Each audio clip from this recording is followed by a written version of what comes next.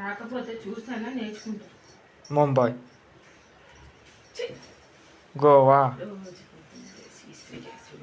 అవును పూజ. Office point ఇస్త్రీ first నువ్వు. నేను సెట్ చేస్తా. పాయింట్ ఎట్లున్నా పర్వాలేదు. కాలిపోతుంది ఆడ. చూసి నేర్చుకో. నేర్చుకోండి టైం పాస్. టైం పాస్ చేస్తావు.